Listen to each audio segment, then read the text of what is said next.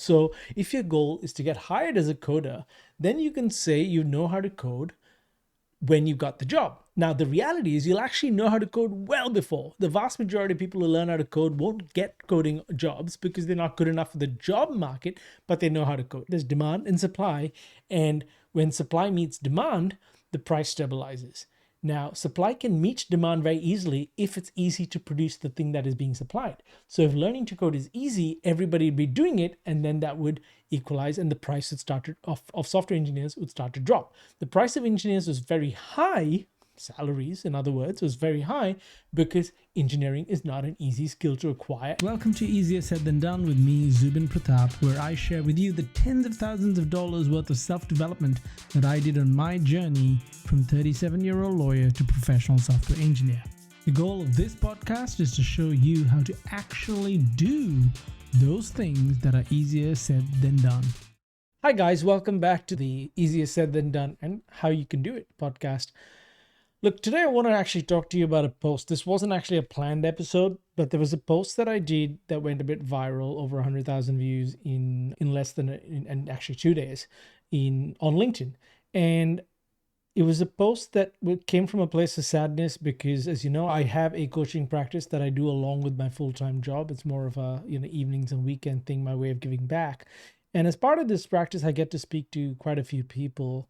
And unfortunately, most of them, I just have to tell them, look, I think realistically, your expectations aren't right.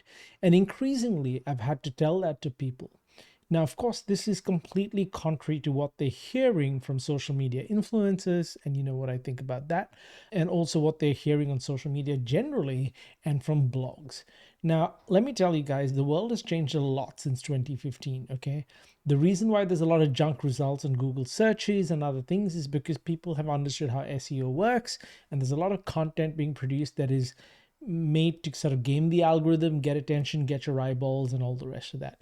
And so my entire no BS policy is driven by that change because I come from a generation that's a little bit before all the social media stuff, where we really had to figure out what's real and what's not, because you couldn't instantly verify things, and there wasn't a flood of information. There was not a lot of information, or what little was there, you needed to sort of use your brain about, reasoning about it. Okay. So I come from a very different context in that sense. Now, this post was inspired by a few people that I'd spoken to a couple of weekends ago, where, they had the impression that you could earn six figures for pretty much minimal amounts of work. Like, we're talking a few months worth of effort. And it was a mystery to me why people would believe that's possible when there is no evidence through human history to suggest that high income is something that comes from a few months of work, or high achievement is something that can come from a few months of work, or high anything can come from a few months of work, other than the lottery, being lucky, or starting off from a much higher baseline that other people did. But in general, when you're starting from zero, it's highly unlikely that you're going to get to tremendous outcomes in a few months. Like, it's just not likely. And so that's what inspired this post. And I'm going to share this post with you for a moment, but that's the context. And really what I want to talk to you about is why learning to code is not enough to become a professional coder. I say this so much publicly on LinkedIn, on other places, on blogs, on other podcasts. Learning to code is not enough. It wasn't enough when I was doing this 5 years ago, though there's some evidence to suggest that some people manage to get by with minimal amounts, and I'll explain why that is, right? Like, even a dead clock is going to show the right time twice a day, but it's never truly been enough to build a career. And so that's what the post was about. So I want to deep dive into what the true motivation behind the post was, why I feel this way, and give you historical context for why a lot of people who've started their careers in the last 5-ish years, maybe 5 to 10 years, have completely the wrong impression of what's normal in any industry anywhere in the world, largely because the last 10 years also coincided with the growth of social media and the tech boom. And this confluence of circumstances has made it extremely weird for people to now adapt to another reality, which frankly was always the reality behind the hype and the honeymoon period. Anyway, so let me quickly start by sharing my screen. You know the drill, you know how this works. And for those of you on audio, if you look at this in YouTube, you'll see that I share my screen and have some worksheets and things like that. But I want to show you this post that I did here, right? So I'm going to open it up for you. And this is the post that went viral. You can see, over 101,000 impressions in 2 days. And I say basically that I'm sad for all the folks I'm hearing from in the bear market who are struggling to find coding jobs, but have only been learning, within quotes, to code for about 3 to 6 months. I'm not sure at what point of time our civilization was fooled into thinking that getting a coding job is possible by just building a couple of sample websites based off some tutorial or blog. Imagine if we told aspiring soccer players that all they needed to do to become professional soccer players is to dribble the ball, kick it, and tackle others. Imagine if we told an aspiring entrepreneur that all they needed to do was build a product. Imagine if we told aspiring authors that all they needed to do was write the manuscript. Imagine a world where the first step is all it took to climb a mountain, right? And I see I've got a little typo there. Interesting. I totally missed that. Anyway, so that's the post. And it went nuts, right? There's a lot of comments. I encourage you, if you've got 10 minutes and nothing else to do at a bus stop or something, you take a look at it. At the comments, a lot of people, most people agreed. The vast majority agreed, and a lot of the older professionals, and this is what's interesting, way more seasoned engineers jumped on board to say, well, this is kind of true. A lot of people are getting jobs for not knowing very much at all, but that's not how the industry is actually meant to be. And then, of course, there were some folks who quite understandably were upset because it reflected their very difficult reality, and it's not their fault for being kind of misled into this way of thinking. But the real point of that post was to say, guys, if the mountain's really tall and you don't actually know how high it is, don't assume the first step's enough to get you there. Like, that's kind of the heart of it. But we are fooled into believing, and we forget to think for ourselves, that this is the truth. So let's look at what I mean by learning to code. When I say learning to code is not enough, and I'm saying it's not enough to anymore, it's to distinguish against the previous 10 years. Okay, so now we're 2024. We're halfway through 2024, and maybe it was enough till 2022, 2023. I don't really know when it stopped being enough. In my view, it is never enough, but there was a time when some people got through without knowing a lot.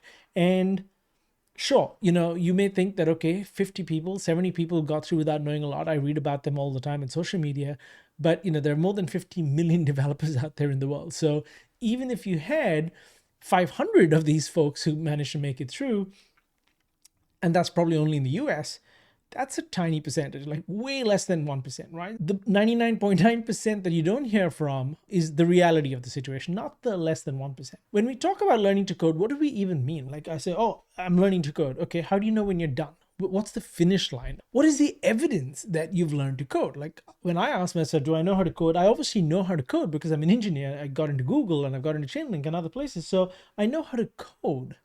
But what does that actually mean? And what line do you have to cross to say you've learned how to code? And the answer is there is no line. Traditionally, a computer science degree was the line. Nowadays, it really depends on your goals. So to me, if there's no one definition, then the next best alternative is to link your progress to a tangible outcome and say, well, if I've achieved that outcome, that goal, and it's tangible, then I know what I need to know for that goal. So if your goal is to get hired as a coder, then you can say you know how to code when you got the job. Now, the reality is you'll actually know how to code well before. The vast majority of people who learn how to code won't get coding jobs because they're not good enough for the job market, but they know how to code. Now, what do I mean by that, right?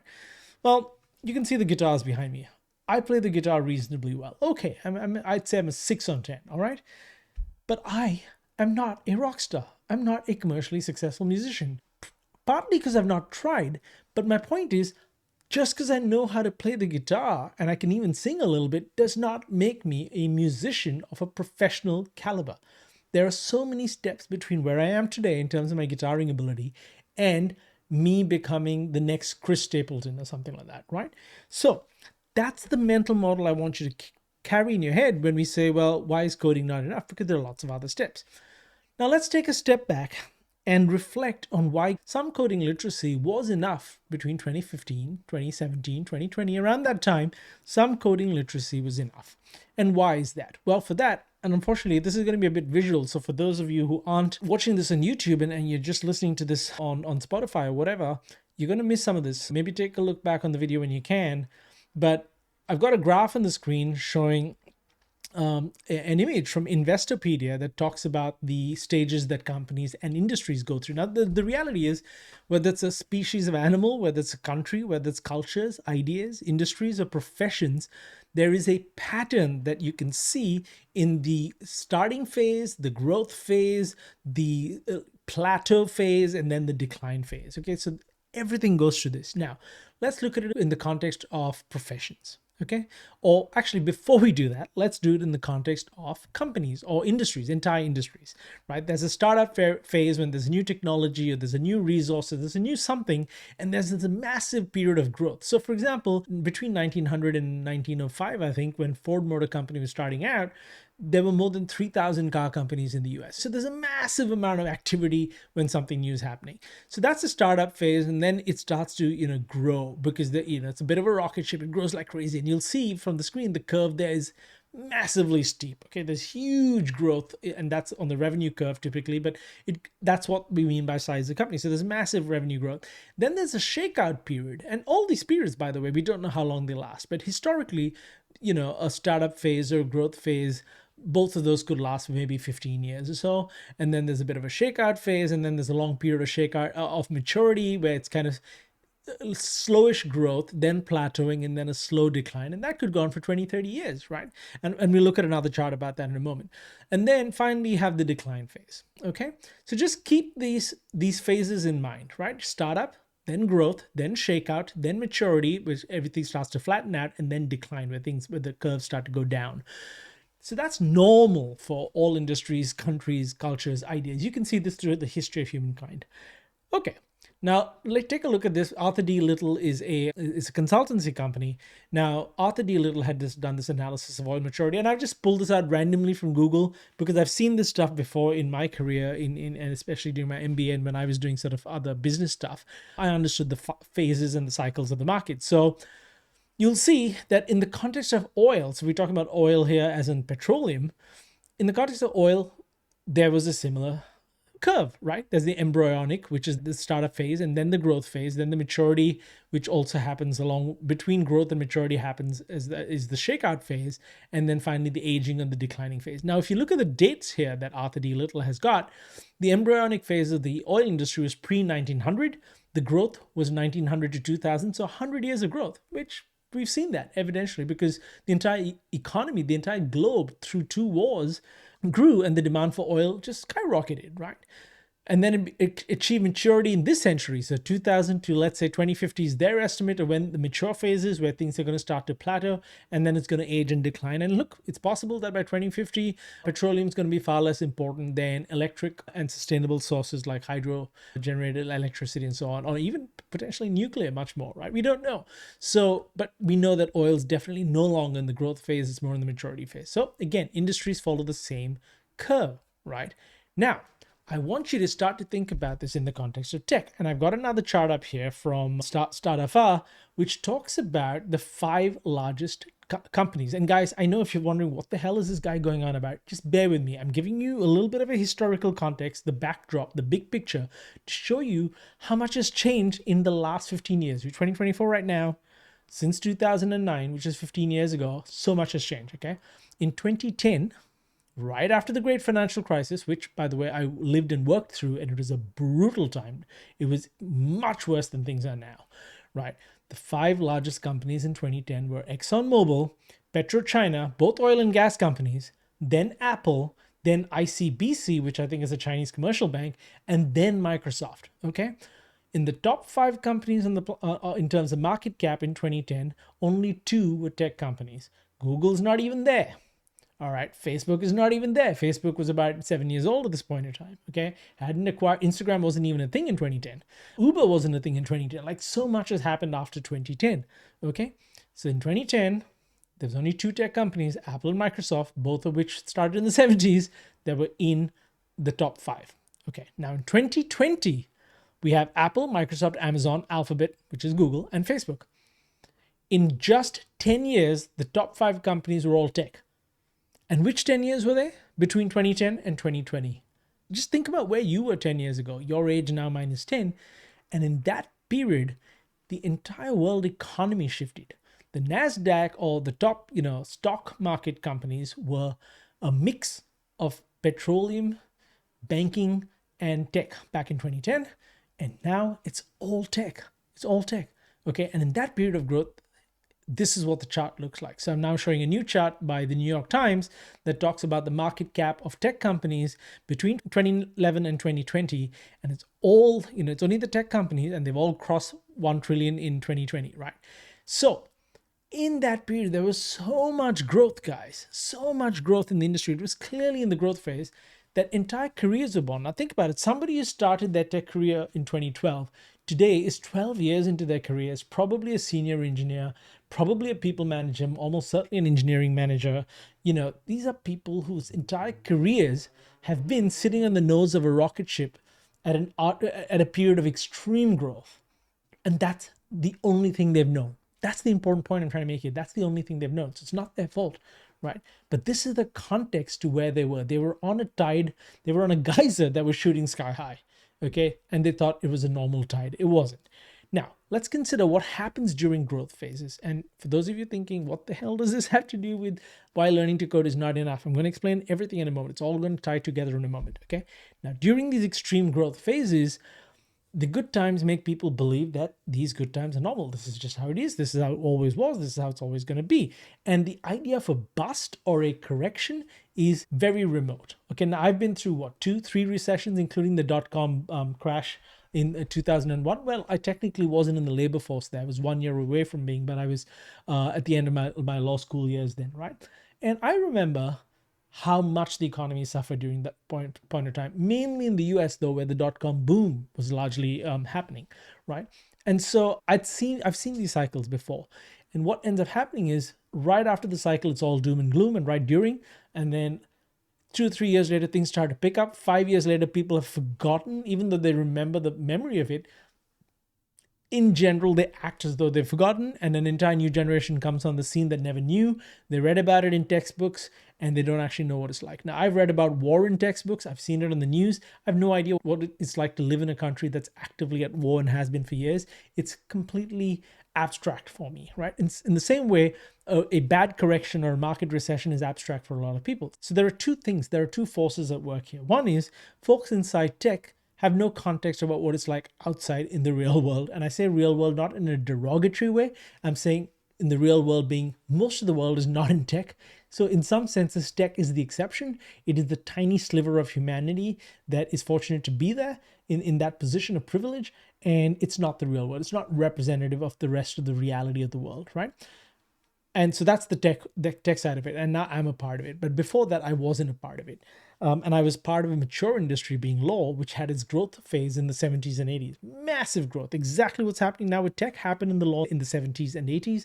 So let's contextualize what's happening with tech, right? There was so much growth in the market, as we can see in this chart, between 2011 and 2020. There was so much insane hyper growth. Good things, all good things, that the market soaked up software engineers like a sponge soaks up water. Okay, just suck them all into the system. Now, younger folks who've never seen any other market maturity cycles assume that, well, that means I'm super smart. They assume that getting jobs in 4 weeks or 3 weeks or 2 weeks was absolutely normal, that jobs were just being thrown at them, because it was. And that was not actually normal. That was a symptom of hypergrowth in the surrounding context and not normal for the rest of the world, even during that time. Hi, if you want a no BS insight into how to change your career, whether to code or something else, and how to actually get job opportunities in tech, then please subscribe and like. It's no BS because I have zero incentive to mislead you. I just want to help you and give you tons of value so that you will consider working with me to get to your next career. Take a look at the description text below to learn more about the training I offer. But I do post content here regularly, and by subscribing and liking and hitting that notification bell, you will get to know when I post new industry insights for you. You'll also know within about 3 seconds if you want to learn more, but at least you won't miss out. Oh, and please follow me on LinkedIn too. I pretty much post there every single day. Just look for my name, Zubin Pratap. All right, so please like and subscribe to this channel, and let's get back to the episode. So 2010 to 2020, industries outside tech did not have this phenomenon. So it was very much a tech thing because tech was in its ascendancy. That was the new stock market darling in that period, and still is, right? So people thought that that was normal, getting jobs in tech 4 to 6 weeks. You learn for 3 to 5 months. There was so much demand that you'd get a job because there was just that much demand. And so they thought that was normal. However, I want to emphasize here that it was a new sort of normal for a good decade, a decade and a half, right? Now, I was part of in the Australian team that helped with the restructure of General Motors, part of the global restructure when they had filed for Chapter 11 bankruptcy in 2009. I was involved in all that. So I saw a lot of things about what margins look like in companies and stuff like that. Now, let me tell you, when I talk about margins, I talk about the gross margin of in some cases, the amount of cash that the company has. Tech companies, software companies, not just tech, all software as a service companies, their average margins are north of 70%, which means that for every dollar they make, they get to kind of keep 70. Most industries have like 10, 20, 30% margin, maybe 50. That's kind of pretty good. So to have 70, 80 plus is insanely good, right? So that became the new normal, very cash rich companies in a growing industry. The entire world had moved online, etc. But most of the world, like I said, do not work for software companies. They don't live in that world. And layoffs have been happening for more than 40 years across all industries. It's a very old phenomenon. But tech companies get all the attention because they dominate the stock market, not because they have the most layoffs. It certainly does appear that way. But if you include the layoffs in all non-tech sectors, it's more than those in the tech sectors over time, right? And that's because every industry goes through the layoff cycles, especially when an economic recession is happening. But tech gets all the attention because the media focuses on the top 10 companies in the stock market. And that's just how historically it's always been, right? There was a time when GE got a lot of attention and now GE is being delisted, right? So it's a hugely different world from 10, 15 years ago. Now, that's because I believe tech's in the shakeout phase. Remember this chart here where we talk about the cycles, of all different sorts of things. There's a shakeout phase. And I think that's where tech is right now. It's having a shakeout. And hey, this shakeout could last 2 years. It could last 10 years. We don't know. Most likely the shakeout will last about 5 years is my estimate. And then we'll get into the maturity phase, which will still have strong growth. So if you look at the chart, the maturity phase still does have growth. And then it starts to decline after 10, 20, 30 years, or it may be replaced. It's sometimes it's not a decline, it's a replacement of something. So who knows, maybe AI will start the new growth phase. We don't know, right? So that is what I believe is going on right now. Now, why? Coming down to the golden question that you've been patiently waiting for, why do I say learning to code is not enough?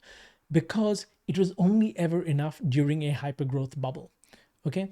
And if something's only true in a distorted situation, it's not true when things return to a more average, normal, usual situation.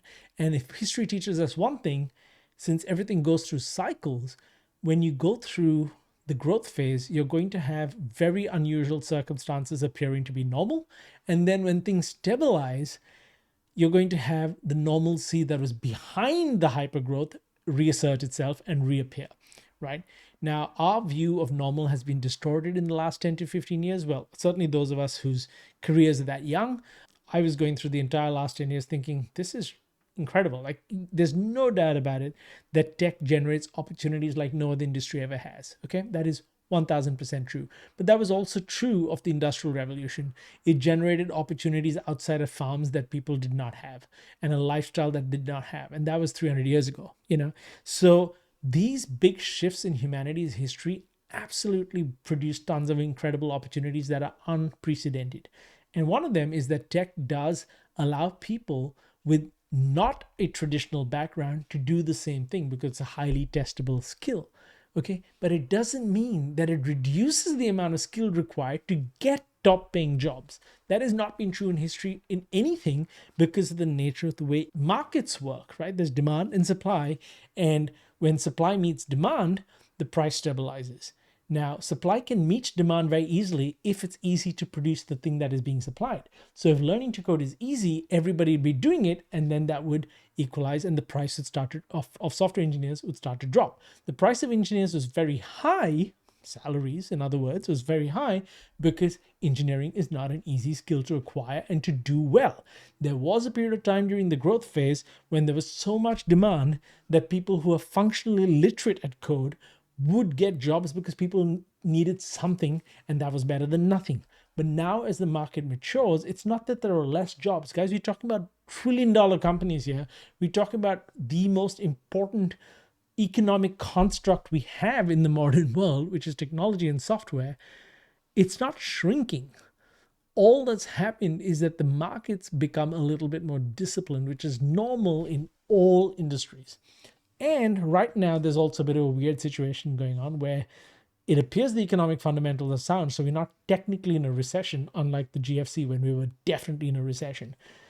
But at the same time, companies are holding on to the cash and not hiring, presumably because they're waiting to see where the AI thing goes, where the Fed's inflation index goes, and all these other things. So they're holding their breath and they're keeping their powder dry and they're waiting to see what happens. But by all metrics in the economy, it doesn't appear to be that we're in a recession. It's just that people are pausing on hiring, which means if we don't go into recession, and we may not, or even if we do, this pause in the history of tech is probably going to last, I don't know, 3, 6, 10 months, maybe 24 months. I don't know, right?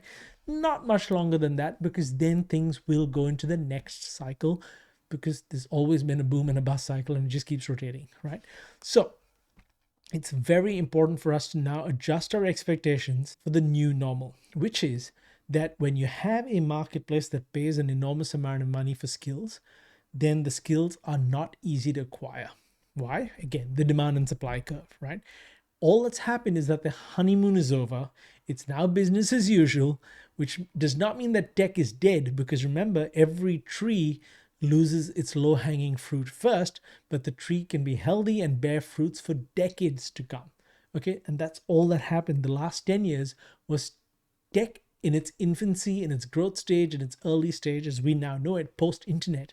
And therefore, the low hanging fruit was massive growth, easier jobs than usual. You could wait 2 or 3 weeks and you can get a job, right? I can tell you that in my entire career, most of the times when I was moving jobs, even if I had a good, stable job, in fact, I generally had very, very high profile sort of companies or firms that I worked for, it would still take 3 to 6 months. It would still take 3 to 6 months to actually get a decent job again, okay? Because that was not uncommon. Now, of course, I was in a position of privilege that I could hold on and choose, but the point I'm trying to make is it was never a situation that I just decide one day I'm leaving and I'll just get something, drop into my lap. Like, that was a very unusual circumstance in the history of mankind. And keep in mind, again, we don't actually know how many people didn't have that. What we did have is social media amplifying everything. Even the smallest event would get amplified, right? So maybe a few hundred people had that kind of fortune in New York and San Francisco where they'd step out, they had lots of great networks, everybody's a techie around them. And so obviously they were in an opportunity rich environment and they got their next job in 2 to 3 weeks. The vast majority of the world does not live in New York or San Francisco, these big tech hubs, and it wasn't their reality. Speaking of not their reality, there are a couple of other assumptions that we need to talk about. But before we go into that, I want to talk about the answer to the question, well, if tech learning to code is not enough, then how much is enough? How do we know that? So for that, I want you guys to reason by analogy, okay? To become a professional musician, is spending 6 months of learning to read music or play the guitar enough? Assuming you're starting from zero, okay? Ask yourself that question.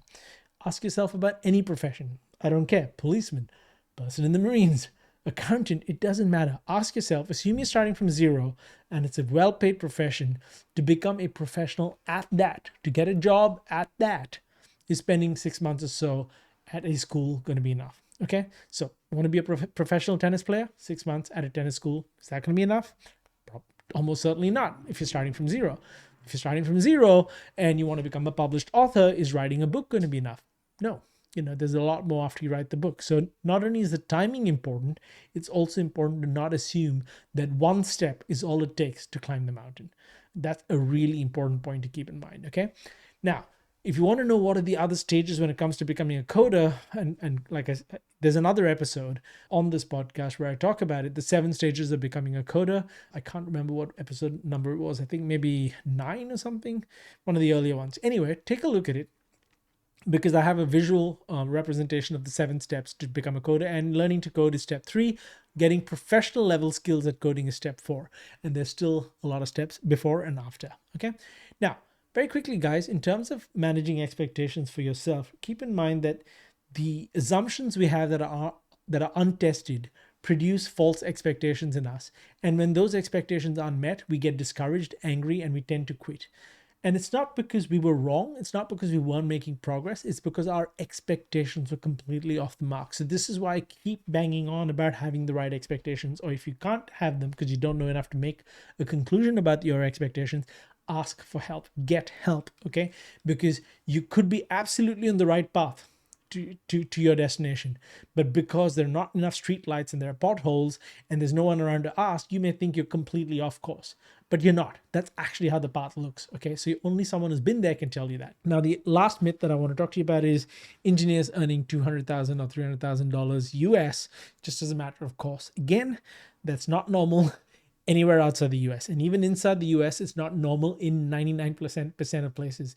It's probably true in the high tech hubs, and it's probably true in some higher cost of living cities. Perhaps if you're going to the top shelf, sort of bigger tech companies, yes. Otherwise, 200 to 300K is a crap ton of money for most coders, and that's just not normal. Okay. Six figures, yeah, it's pretty common. That's not a problem.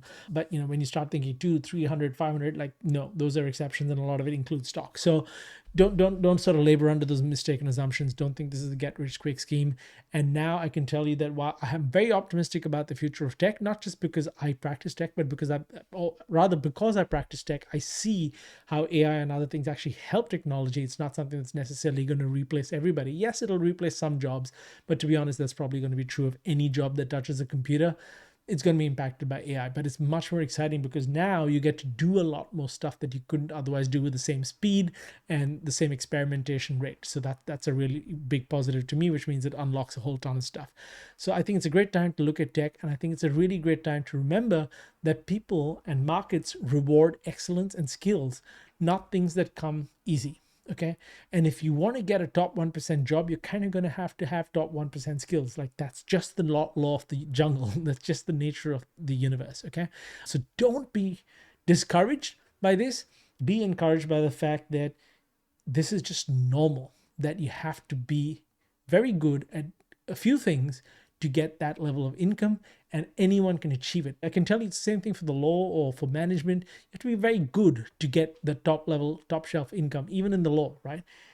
But unlike the law and other professions, you don't really need a formal degree. So you can still get very good without having to go to college, which is why I do the kind of coaching I do with my students. While they work their current jobs, I teach them everything that they need to learn to get into their coding role. But I tell them it's going to take more time than the bootcamp does. But on the flip side, you get to hold on to your income and your job. You're not out of the labor market. You're not unemployed when you're looking for tech jobs. There's no fake pressure. There's no anxiety around that. You're safely transitioning, but it's going to take way more time than you realize. It's not going to take 3 months. It's probably going to take 9 to 12 months if you do everything I say, right? And that's a fair deal. That's a great deal if you ask me. That wasn't possible 20 years ago. Nowadays, it's possible. So there are huge opportunities. Just don't underestimate what it takes. Don't assume the market's stupid and just going to reward anyone for having some basic level of literacy. That is not normal. High-paying jobs come from rare skills. And that makes perfect sense when you think about it. So look, that was, we covered quite a lot. And I just wanted to give you some more context to that post. I'm not trying to be a downer for people. I'm trying to give you a no BS, realistic, honest appraisal. I don't know if I'm 100% correct. I'm pretty confident I'm 80% correct at the very least. A lot of it depends on the city you're living in. The reality is being in San Francisco is totally different from being in some tiny town, in the middle of Iowa, So that's just the reality of it. And we have to deal with reality the way it is. So I'm pretty confident that once you understand what it is, you'll be able to make a good plan. And to be honest, that's half the battle. Making a good plan based on real data, real evidence, having your expectations managed correctly, being optimistic because you know how to get there, but you also know how high the mountain is and how steep it is, so you can make an informed decision. Do I want to do this? Do I not want to do this? And there's no right answer. None of us actually know what the right answer for our life is, even if it looks that way. We're all figuring this out as we go along. But if you're going to figure it out, then use first principle reasoning, common sense, and the opinion of experts, not social media, to make that decision. Okay, all the best, guys, and don't forget, please like and subscribe to the channel. As you can see, it's not glitzy, it's not glamorous. It's all about just straight down the line talking honest to goodness truth. So yeah, like and subscribe if this was valuable to you. Check out the links in the description below if you are in the space where you think, okay, you've been trying for a while, you've been trying to learn to code or anything else, and you want to make a transition in your career and you could use some help. See if what I do is the right fit for you, and I'll also help you assess that. So you can find links to that in the description. You can find links to other episodes I've been on in the description, and do look me up on LinkedIn. And all the very best, and I'll see you next time. Do it. Just subscribe. You know you got to do it.